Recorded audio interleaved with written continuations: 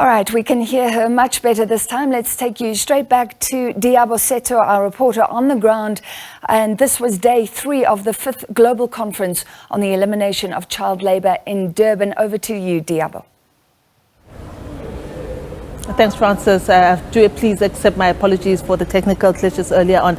As I was saying, was that the focus of today is on education and the role that education can play. We've been doing several country profiles, speaking to a number of delegates from different countries to get a sense of what is happening in their respective countries. We did speak to Syria. We also spoke to Kenya. And a little bit earlier on, we spoke to Malawi.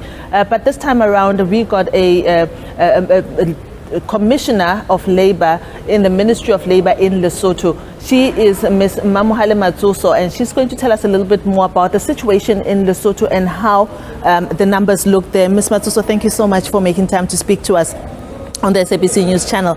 Give us a picture of what child labour stats look like in Lesotho. Are they as high as in other countries? Thank you very much for having us, Liabo.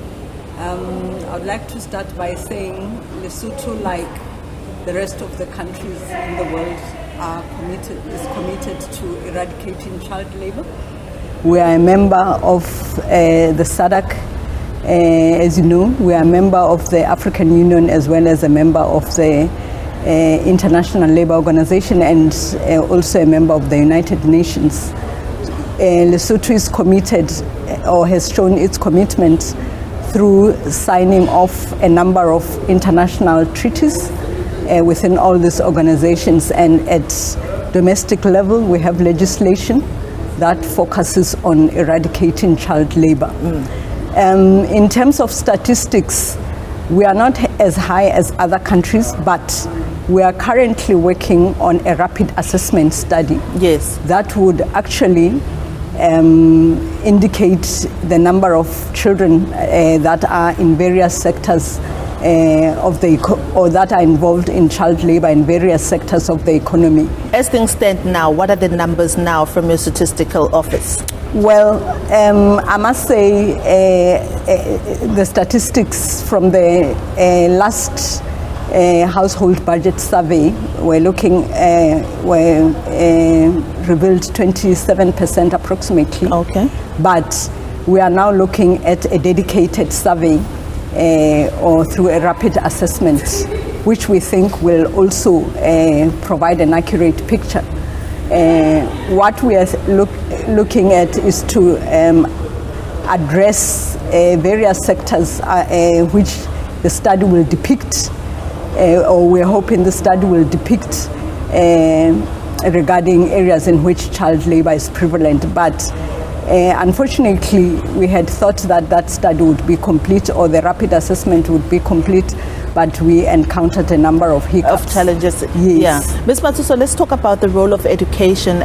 My conversation with the Minister of Education in Malawi, for instance, painted a picture about how the education system and the underdevelopment thereof is also impacting and giving rise to child labor, because a lot of children are not at school for various reasons.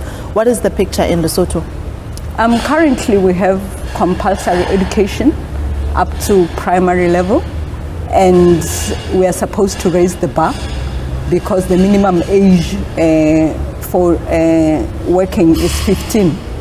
So as you can imagine, at 12 most children would have completed their primary education. Yes. So it means they are susceptible to getting into the labor market at that age.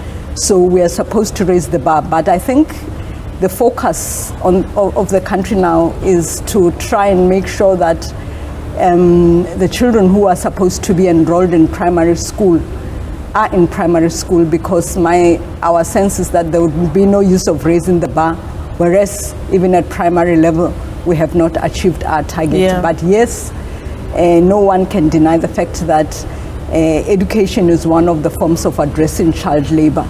But yesterday, and since we came here, I think emphasis has also been placed on ensuring that adults, caregivers and parents get into decent work, because without that children are... They often find that they need to be the ones that plug the gap. Exactly. So this is what we have to focus on. In Lesotho, we are also committed to decent work through our Decent Work Country Program, which is being sponsored by the ILO.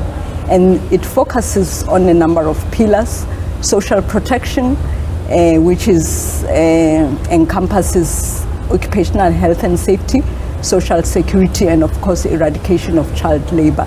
Decent work through rights at work, and as well as social dialogue, and the fourth one is job creation.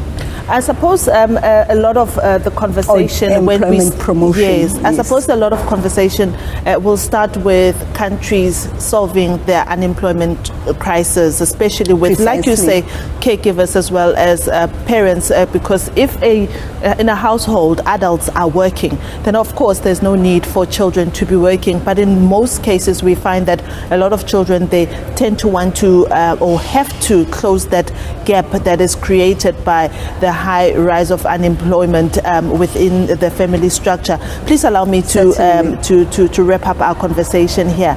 It's really been insightful. We will be speaking to you a little bit later on more efforts that Lesotho is doing to eradicate child labor. That is Ms. Matsuso, Ms. Mamuhale Matsuso. She's the Commissioner of Labour, Francis, in the Ministry of Labour and Employment in Lesotho. She's been giving us a brief picture of what the picture looks like in Lesotho. Of course, it's a neighboring country, also has its challenges. She tells us that their numbers, although not quite complete yet, still working on some statistical systems, right now stands at 27%. And we will see at the end of this conference, which is on Friday, when the Durban call to action is drafted, what kind of suggestions and recommendations are coming out there to help all countries to reach those development goals, the Sustainable Development Goals, which is SDG 8.7 by the United Nations. And it's back to you in studio, Francis. Yes, and the goal targets heading closer and closer with each year. We're just a few years away. Thank you very much for that update from the 5th Global Conference on the Elimination of Child Labour being held in Africa for the first time in Durban.